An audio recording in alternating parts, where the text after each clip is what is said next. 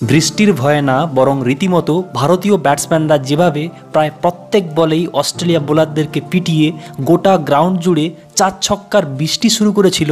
তারই ভয়ে রীতিমতো ক্রিকেট অস্ট্রেলিয়া তড়িঘড়ি করে ম্যাচটিকে থামিয়ে দিল এইভাবে মাঝপথে। হ্যাঁ বন্ধু, আজকের এই ভিডিওতে আমরা চটপটভাবে দেখে নিব এই মুহূর্তে যে ভারতীয় টিম অস্ট্রেলিয়ার বিরুদ্ধে সেই 3 ম্যাচের ওডিআই সিরিজ শেষ করার পর ক্যানবেরার মাটিতে 5 ম্যাচের টি20 সিরিজের প্রথম টি20 ম্যাচটি আজ খেলতে নেমেছিল ও ম্যাচটি বৃষ্টির জন্য মাঝপথে থেমে গেছিল। সেই ম্যাচটা কি আর আবারও খেলা হবে? আর সেটা আর খেলা না হলেই বা বৃষ্টি শুরু হওয়ার আগে পর্যন্ত যেখানে ভারতীয় টিম এই প্রথম টি20 ম্যাচে অলরেডি যেখানে 10 ওভার পর্যন্ত ব্যাটিং করে অস্ট্রেলিয়া বোলারদেরকে ধুয়ে রেখে দিয়েছিল নিজেদের সেই বিধ্বংসী এক ব্যাটিংয়ের দ্বারা, সেটারই হাইলাইট চটপটভাবে দেখে নিব আজকের এই ভিডিওতে। তাই অবশ্যই দেখো পুরো ভিডিও। ভারতীয় টিমের একজন ডাইহার্ড ফ্যান হলে ও ভারতীয় টিমকে এই টি20 সিরিজে বিজেতা রূপে দেখতে চাইলে ভিডিওটিকে করে দাও মন থেকে একটা লাইক, এবং এইভাবে আরও ভারতীয় টিম ক্রিকেট, আইপিএল ও কেকেআর সংক্রান্ত ভিডিও পাওয়ার জন্য এক্ষুনি করো চ্যানেলটিকে সাবস্ক্রাইব। তো ক্যানবেরার বুকে খেলা হওয়া এই ভারত বনাম অস্ট্রেলিয়া প্রথম টি20 ম্যাচটিকে ঠিক কী কারণের জন্য ক্রিকেট অস্ট্রেলিয়া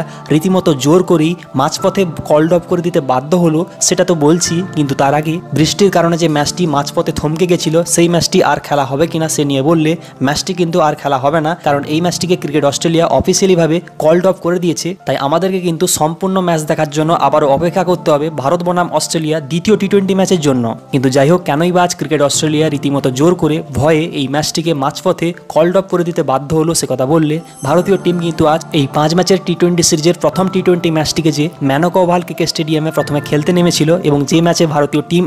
আজও কিন্তু টসে হেরে প্রথমে ব্যাটিং করতে বাধ্য হয়েছিল, সেখানে কিন্তু ভারতীয় টিম আজ প্রথমে ব্যাটিং করতে নেমে রীতিমতো প্রতি ওভারে 10 রান করে তুলে অস্ট্রেলিয়ার প্রত্যেক বোলারদেরকে পিটিয়ে অলরেডি এই ম্যাচে 9 ওভার 4 বল পর্যন্ত খেলে 1 উইকেট হারিয়ে 97 রান ঠুকে দিয়েছিল। হ্যাঁ বস, আজ যেমন ভারতের 2 ওপেনার অভিষেক শর্মা এবং শুভমান গিল ওপেনিং করতে নেমে দুর্দান্তভাবে শুরু থেকেই 4 ছক্কার বৃষ্টি ঘটিয়ে 35 রানের ওপেনিং পার্টনারশিপ গড়ে ফেলেছিল, সেখানে তারপর অভিষেক শর্মা দুর্ভাগ্যজনকভাবে একটা স্লো বলকে মারতে গিয়ে, বড় শট মারতে গিয়ে 19 রানের মাথায় প্যাভিলিয়নে ফিরে গেলেও তারপর কিন্তু শুভমান গিল ক্যাপ্টেন সূর্যকুমার যাদবকে নিয়ে বিধ্বংসীভাবে ব্যাটিং করতে শুরু করে। এমনকি তারা বৃষ্টির জন্য ম্যাচটি বন্ধ হওয়ার আগে পর্যন্ত ব্যাটিং করতে নেমে দুজনেই কিন্তু 4 ছক্কার বৃষ্টি ঘটিয়ে 62 রানের পার্টনারশিপ গড়ে ভারতকে 1 উইকেট হারিয়ে 9 ওভার 4 বলের মধ্যেই 97 রানের স্কোরে পৌঁছে দেয়। হ্যাঁ বস, একদিকে আজ যেখানে ওপেনার শুভমান গিল যে ওডিআই সিরিজে ফ্লপ যাচ্ছিল, সে যেমন আজ মাত্র 20 বলের মুখোমুখি হয়ে 4টা 4 এবং একটা লম্বা ছক্কা লাগিয়ে 185 স্ট্রাইক রেটের সঙ্গে 37 রানে নট আউট থাকেন, ঠিক তেমনই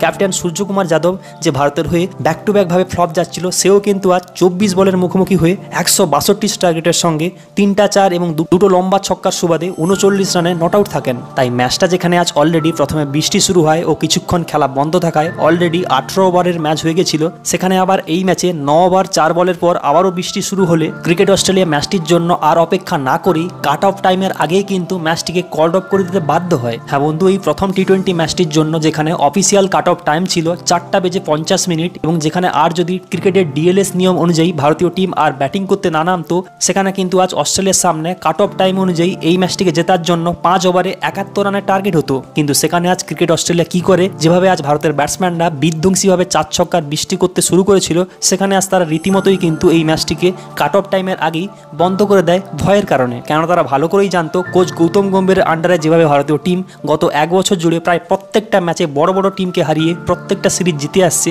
তারা এই ম্যাচেও নির্দিষ্টভাবে হারত এবং তখন তাদের এই সিরিজটা বাঁচানো খুবই চাপের হয়ে যেত। তো আমি ঠিক বলছি কিনা তা তুমি নিচে অবশ্যই কমেন্টে জানাও। ধন্যবাদ।